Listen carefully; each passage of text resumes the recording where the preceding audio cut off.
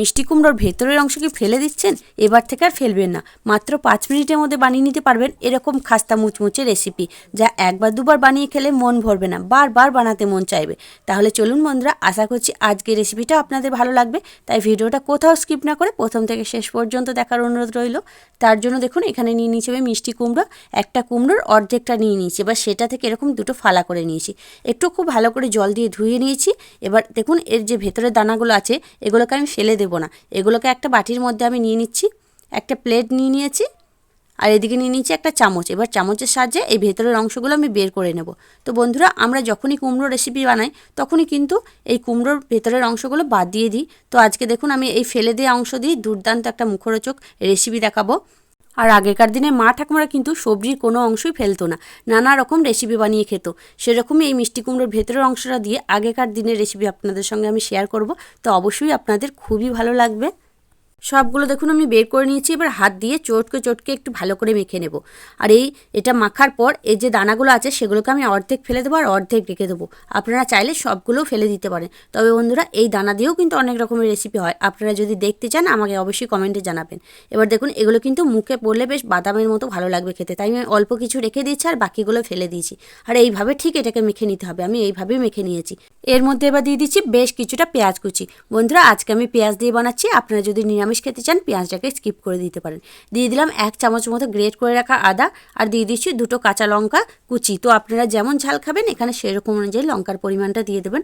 এবারে সব কিছুকে প্রথমে একটু ভালো করে মেখে দিচ্ছি, এতে পেঁয়াজটা অনেকটা কিন্তু নরম হয়ে যাবে। আর বন্ধুরা, পেঁয়াজটা কাটলে এইভাবে কিন্তু একটু সরু সরু করে লম্বা করে কাটবেন, ছোট ছোট কুচি করবেন না। এইভাবে লম্বা করলে কিন্তু বেশ পেঁয়াজের মতো দেখতে লাগবে, খেতে খুব ভালো লাগবে।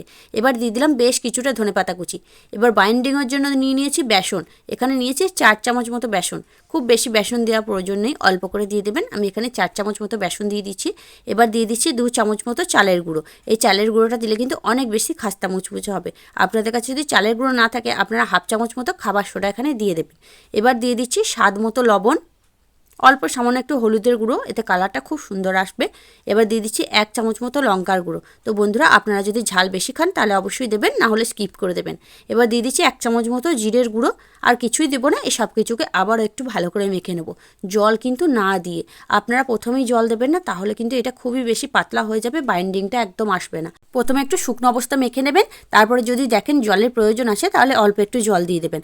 আমি একটু শুকনো অবস্থাতেই ভালো করে মেখে নিচ্ছি, যেহেতু মিষ্টি কুমড়ো থেকেও জল ছাড়বে, পেঁয়াজ থেকেও কিন্তু জল ছাড়বে। আমার এতেই ভালো করে মাখা হয়ে যাবে। আমি একটু সময় নিয়ে ভালো করে চটকে চটকে একটু মেখে নিচ্ছি। দেখুন আমার কিন্তু জলের প্রয়োজন হয়নি, আমি ভালো করে মেখে নিয়েছি। আমার কিন্তু খুব সুন্দরভাবে এটা তৈরি হয়ে গেছে। এবার এইভাবে অল্প অল্প করে নিচ্ছি, দিয়ে হাতে একটু গোল করে নিচ্ছি, দিয়ে এইভাবে চ্যাপটা করে নিচ্ছি। এইভাবেই আমি এগুলোকে তৈরি করব। আপনারা চাইলে কিন্তু গোল গোল করেও করে নিতে পারেন বা লম্বা লম্বাও করে নিতে পারেন। আপনাদের যেটা ভালো লাগবে সেটা এখানে করে নিতে পারেন। আমি এইভাবেই করে নিচ্ছি। এতে কিন্তু এগুলো খুব ভালো করে একদম মচমচে করে ভাজা হবে আর দেখতে একদম পেঁয়াজের মতো লাগবে, খেতে খুবই ভালো হয় বন্ধুরা। এবার এই সবগুলোকে আমি এইভাবে করে নিচ্ছি। বন্ধুরা, আপনারা কিন্তু এই রেসিপিটা একবার বাড়িতে বানিয়ে দেখতে পারেন। গরম গরম ডাল ভাতের সাথে খেতে কিন্তু খুব সুন্দর লাগে, আর মাছ মাংসের প্রয়োজন পড়ে না। এবার দেখুন এগুলো সব তৈরি করে নিয়েছি। এবার আগে থাকতে গ্যাসের মধ্যে আমি দেখুন কড়াই বসিয়ে দিয়েছি, সাদা তেল গরম হতে দিয়েছিলাম, তেলটাকে মিডিয়াম গরম করে নিয়েছি। এবার একে একে এগুলোকে আমি দিয়ে দিচ্ছি। প্রথমে আমি 4টে করে দিয়ে ভেজে নিচ্ছি, আপনারা চাইলে বেশি করে দিয়েও ভেজে নিতে পারেন। 4টে করে দিয়ে নিচ্ছি, কারণ বেশি করে দিলে কিন্তু একটার গায়ে একটা লেগে যাবে, তখন ভালো করে ভাজা হবে না। এবার এইভাবেই আমি 2 মিনিট রেখে দিচ্ছি। 2 মিনিট কিছুই করব না। 2 মিনিট হয়ে গেছে, দেখুন 1 ফিট করে কিন্তু আমার ভাজা হয়ে গেছে। এবার এগুলোকে আমি একে একে উল্টে দিচ্ছি। দেখুন 1 ফিট করে কতটা সুন্দর কালার চলে এসেছে, খুব সুন্দর হয় বন্ধুরা। একদম লো টু মিডিয়াম করে ভাজবেন, খুব সুন্দর একদম খাস্তা মুচমুচে হবে। 1 ফিট করে ভেজে নিয়েছি, আর 1 ফিট করে এবার ভেজে নেব খুব সুন্দর করে। দেখুন আমার এগুলো ভাজা হয়ে গেছে, কতটা সুন্দর কালার চলে এসেছে, আর দেখেই বুঝতে পারছেন একদম কতটা মুচমুচে হবে খেতে, খুবই সুন্দর। দেখুন কতটা সুন্দর। এবার এগুলো আমার ভাজা হয়ে গেছে, এগুলোকে আমি তুলে নিচ্ছি। ওগুলো ভাজা হয়ে গেছে, আবার বাকি যেগুলো আছে সেগুলো আমি দিয়ে দিচ্ছি। তো এইভাবে করেই আমি সবগুলো দিয়ে ভেজে নেব। আর দেওয়ার সময় অবশ্যই কিন্তু গ্যাসের ফ্লেমটা লোতে রাখবেন, নাহলে খুব তাড়াতাড়ি কিন্তু রং ধরে যাবে। এবার আবারও আমি 4টে দিয়ে দিলাম, দিয়ে আবারও কিন্তু আমি এগুলোকে 2 মিনিট এইভাবেই রেখে দেবো, লো টু মিডিয়াম করে 2 মিনিট এইভাবেই রেখে দিচ্ছি। তারপর আবারও এগুলোকে উল্টে দিচ্ছি। দেখুন এগুলোও 1 ফিট করে ভাজা হয়ে গেছে, কতটা সুন্দর 1 ফিট করে কালার চলে এসেছে।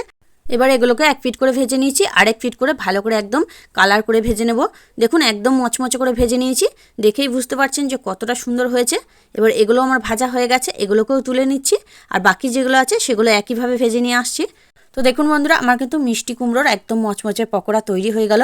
দেখেই বুঝতে পারছেন কতটা লোভনীয়, আর প্রত্যেকটাই দেখুন কতটা সুন্দর হয়েছে, একদম দুর্দান্ত বন্ধুরা। আর এই যে দানাগুলো আছে এগুলো কিন্তু একদম বাদামের মতো খেতে লাগে, মুখে পড়লে খেতে খুব ভালো লাগে। তো আপনারা কিন্তু অবশ্যই মিষ্টি কুমড়োর এই অংশগুলো ফেলে না দিয়ে এইভাবে কিন্তু বাড়িতে বানিয়ে দেখতে পারেন। চা, কফি কিংবা গরম গরম ডাল ভাত সব কিছুর সাথেই কিন্তু খেতে খুব ভালো লাগে বন্ধুরা, শুধু মুখেও খেতে খুব ভালো লাগে। আপনারা কিন্তু চপ সিঙ্গারা খাওয়া ভুলে যাবেন যদি এই মিষ্টি কুমড়োর এই রেসিপিটা বাড়িতে বানিয়ে দেখেন। আর এই রেসিপিটা যাকে বানিয়ে খাবেন সে কিন্তু বারবার রিকোয়েস্ট করবে আপনাকে এই রেসিপিটাই বানিয়ে দেওয়ার জন্য। আর দেখুন আওয়াজটা শুনেই বুঝতে পারছেন কতটা খাস্তা মুচমুচে, আর ভেতরটা তো একদম দুর্দান্ত খেতে বন্ধুরা। তাহলে বন্ধুরা আজকে আমার এই রেসিপিটা আপনাদের কাছে কেমন লাগলো সেটা কিন্তু অবশ্যই কমেন্টের মাধ্যমে জানিয়ে দেবেন। দেখে যদি একটু ভালো লেগে থাকে, আপনি যদি নতুন বন্ধু হয়ে থাকেন, একটা লাইক দিয়ে চ্যানেলটাকে সাবস্ক্রাইব করে পাশে থাকা বেল আইকনটি প্রেস করে দেবেন। তাহলে আমি যখনই এরকম নিত্য নতুন ভিডিও দেবো তার নোটিফিকেশন সবার আগে আপনার কাছে পৌঁছে যাবে। তাহলে আজকের মতো এখানেই, আবারও ফিরে আসছি অন্য কোনো দিন অন্য একটা রেসিপি নিয়ে।